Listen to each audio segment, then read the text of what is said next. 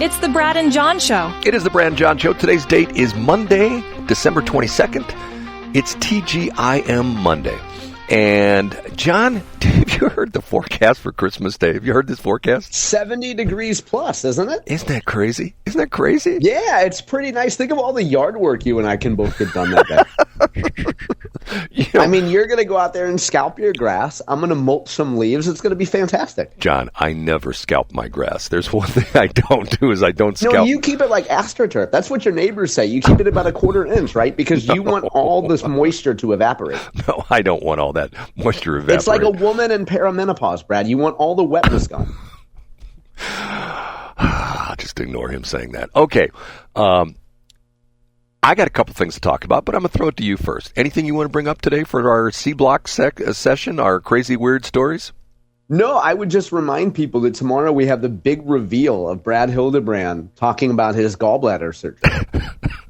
Or is it Brad talking about his non-surgery for gallbladder? We don't know. Is it on the books? Is it not on the books? I don't want to know until tomorrow. Don't give the finish away, Brad, until tomorrow. You know, my health, I shouldn't bring this up, but it's just sort of weird. I mean, I've been lucky in the respect that all these years, I've only had one really major surgery when I was 13 years old. And the crazy part of that is that's having a huge effect on my upcoming gallbladder surgery, because I get one doctor who says he can't do it the laparoscopic way. They have to go it the old way, which would be like 2 or 3 days in the hospital. Another doctor says, well, we'll try it. Another doctor says, I don't want anything to do with you. You know, it's just sort of weird. But the whole medical thing. Okay, over the weekend, a lot of things happened as far as the stuff going on in Australia. Let's talk about Australia for a minute.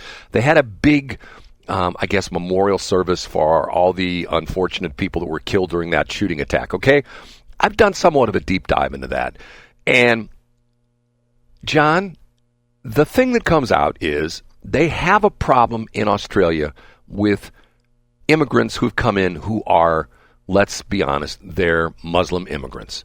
And yeah, boy, we haven't seen this take place anywhere, have we, Brad? Right? What happens when you bring in a bunch of Muslims? And they're not real happy about the fact that there are Jews there. And the Jews have been in Australia for a long time. The Muslims relatively new, okay?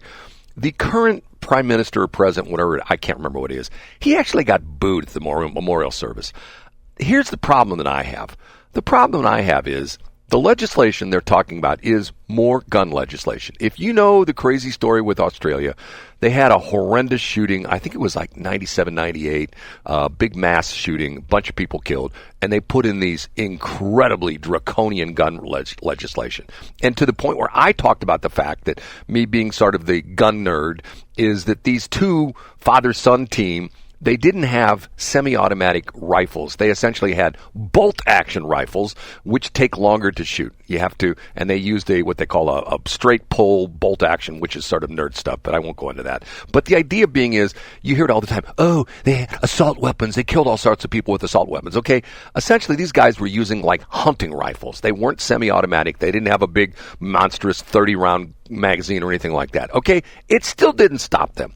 But the sad part of it is that from the time the first shot was fired to the time when one of the guys was killed, the other guys was finally neutralized, it was like 13 minutes, okay?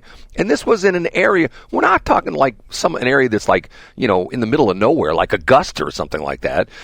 This is a fairly high-traveled area, a beach area, right there in the middle of the city. And part of the issue was they only have 4 police officers on duty at the time.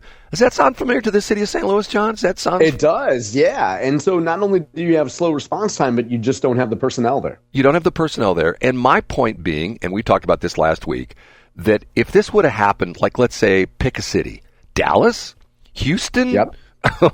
Maybe even anywhere south of St. Louis. Right. Any place where you have a high concentration of the population who are armed, this wouldn't have gone on nearly for as long as this, because these guys would have been taken out. They would have been shot by some, and as it is, the guy who disarmed the one shooter was a Muslim guy who loved Australia. He moved there like 12 or 13 years ago. By the way, did you hear that he got a reward? He got like $1.5 million?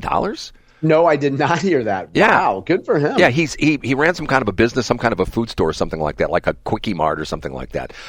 See, not once did the legislation talk about maybe we need to take a closer look at our immigration policies? Nope. They're talking about more gun control. I just don't get it. I don't understand it. Yeah, and so I'm sorry to interrupt, but it's like, I mean, you can't criticize. Imagine if they had said we need to stop Muslim immigrants from coming in here. They would be called racist, and other countries throughout the world would besmirch them and say they're being discriminatory. And that's why you can never bring religion or ethnicity into these discussions. Which brings up an interesting point. We talked about this last week, about the whole thing with the Somali population in Minneapolis, St. Paul, scamming the government. Now they're claiming up to $9 billion worth of money. Okay, and one of the interesting aspects of it was that when they started closing in on the people who were doing this, they fought back the people who were stealing the money from the government, saying, hey, you're coming after us. You're being racist because we're black. Or, not black, but we're Somalis. Well, I guess they are black. Yeah. Technically, are they black or who knows? Yeah, I mean, realistically, of course they're black. They're not American black, or as a lot of people say, foundational black Americans. So FBA, Brad, I don't know if you're up on this woke slang, but FBA are foundational black Americans, like one you would find up at Bellefontaine and Trampy. Somalis are different. They're black, but they're black immigrants. Okay. Which brings me to my point. The government backed off because they didn't want to be called racist. Now there's a call that essentially saying, what happened to the news media in Minneapolis, St. Paul? Why didn't the paper go after them? Why didn't the news stations go after them? Why wasn't this brought up? Why wasn't this a topic among the journalists in Minneapolis, St. Paul? And I read an interesting scholarly article over the weekend. And you know what the reason for that was, John? Why is that, Brad? Maybe are they too woke or liberal? Well, that was part of it, but they also didn't want to be accused of being a racist. There we go. Yeah, because the one thing that a member of the media doesn't want to be called is racist or discriminatory. So you avoid covering black crime because you don't want that label. You know, I don't understand. I've talked about this before, and I know people probably said, get tired of me talking about this. But if I hear Michelle Obama one more time complain about things, I'm just going to pull my hair out. I'll have to just pull my toupee off and have to have your Hans Wyman. Hans reattach it. But she's got 3 houses. They're multimillionaires. Her husband, who's black, was elected twice. What doesn't she understand about the fact that America is not racist? If we were racist, we wouldn't have had a black president, right? We wouldn't have, we wouldn't have reelected a black president by a huge margin, would we? Exactly. And the whole thing is, remember, we talked about this, and somebody took me to task on this. I won't say who it was. They sent me a text, and they go, I don't believe she said that. She said one of the things that she complained about was that to be considered mainstream in the United States, she had to straighten her hair.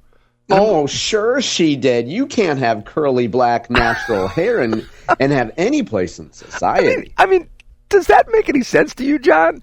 I think it's a popular meme that was probably true in the 1950s if you were at Motown, but it's not 1950s Motown anymore. And she also complained about the fact that when she was in the White House, she couldn't just wear off-the-rack clothes. No, can't buy off-the-rack clothes. Everything has to be designers, like that. So, John, she's got a tough life, don't you think, John? That Michelle Obama? Yeah, I think so. You know what? I heard that she was working on a bathroom at the radio station and she dropped something into a toilet. That was me. And then she called a white guy with a bum eye and a bad hip to come fish it out. That was me.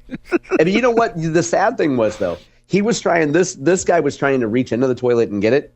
But the scar tissue from his surgery when he was 13 prevented him from doubling over. John, do you want me to tell you one of the most bizarre stories I've ever heard on radio? I do want to hear. Okay. There used to be, and this predates Rush Limbaugh. There was a guy by the name of Bruce Williams. And for a while, Bruce Williams was the #1 syndicated talk show in the country. And Bruce Williams was an interesting guy, was a business person, was a politician, where I can't remember where he lived. He lived someplace in the Northeast. And at one point in time, he was the mayor of his city. And really sort of a hands-on kind of guy, okay? And the interesting part of the story was, there's 2 parts of the story. First off, one day he decided he wanted to be on the radio. So he decided, how do I get to do that? So he lived in New York at the time.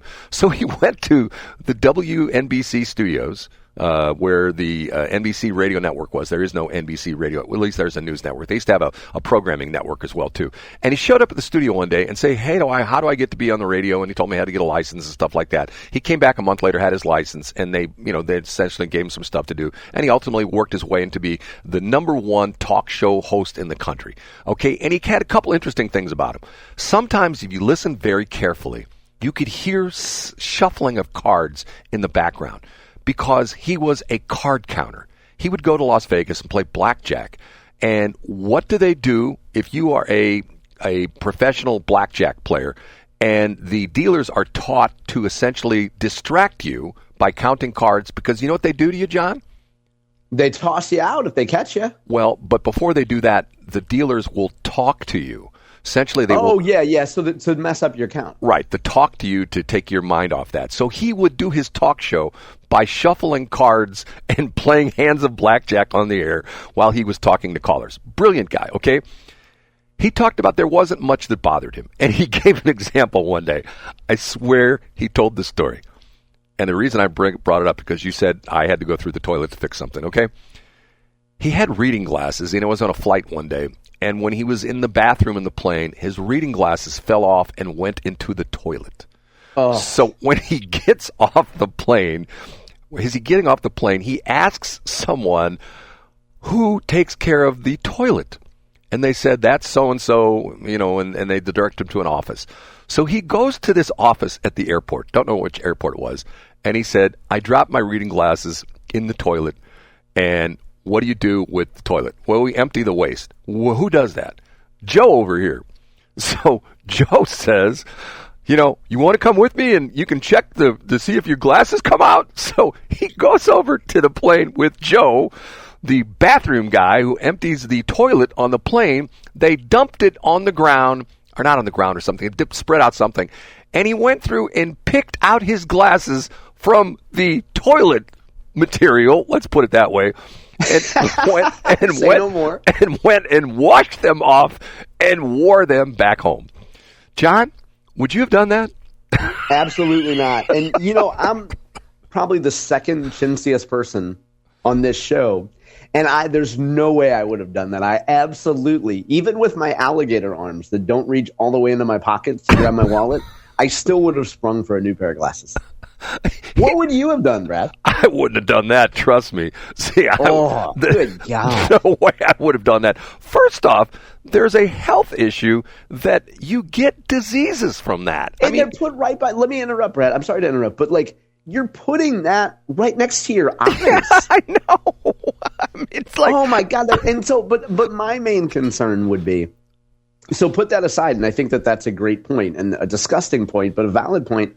But also, I would carry the visual that I saw of the dumped refuge. Yes. I would carry it to my next meal and the meal after that, yes, and my dreams 4 years down the road. And every time I put those glasses on, it would recreate that image in my head. He told that story, and I thought to myself, I know that's got to be a true story, because that, if you listen to the guy long enough, that's the way he was. And he was a very interesting guy. And a lot of people called up. They had business situations. Some of it was personal. Hey, Bruce, I got this problem. This friend of mine, that kind of stuff as well, too. Because he was one of those guys that just always had the answer. You know what I mean? He was one of those guys that you probably have people in your life like that. I know I have a couple people that I've had situations. Sometimes they're personal. Sometimes they're business. I can call somebody up and say, hey, let me run something by you. Oh, let me tell you what I do.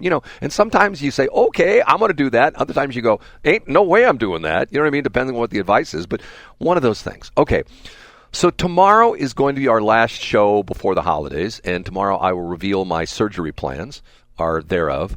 And it's also my son's birthday, so we'll try to get my youngest son on the air tomorrow. Oh, very nice. So Brad. I have my two sons. Their birthdays on the 16th and the 23rd of December, and the way that works out, it's always on the same day. So my one son's birthday was on a Tuesday last week, and my second son's birthday is on a Tuesday tomorrow. So we'll have them on the air, and we'll have the last time for Jack Frost on the air with us. By the way, oh, that's right. And you have invited him to come back after the holidays. Do you think he's going to take you up on that? No, he never does. Once he's gone, he's gone. I didn't know, Brad. Once he's gone, he's gone. Well, to be fair, though, you will be in Cancun, getting your surgery done because no American doctor would agree to take that risk, right? So that's why you have to go across. I'm sorry, I said Cancun. I meant Tijuana. You have to go to Tijuana for the gallbladder surgery. John, once upon a time, I had surgery at the Mayo Clinic because nobody would operate on me here in St. Louis, and that is a true story. I bet they would, Brad. And you call it surgery, but it was more of a mental health intervention, right? They didn't have a strong enough straitjacket here at Barnes, so they sent you up to the Mayo Clinic. Right. That was the situation. No, literally, I had a doctor way back in the day, how I ended up in the Mayo Clinic. I had a doctor say to me, to my face, I'm not touching you. My malpractice insurance is already too high. So I'm going like that made me feel real good. What, that gave you some flashbacks from the North County days, didn't it, Brad? Yes. A lot of things give me flashback from the North County days, John. Okay, we're done. Say goodbye, John. See you tomorrow, Brad. Talk to you tomorrow.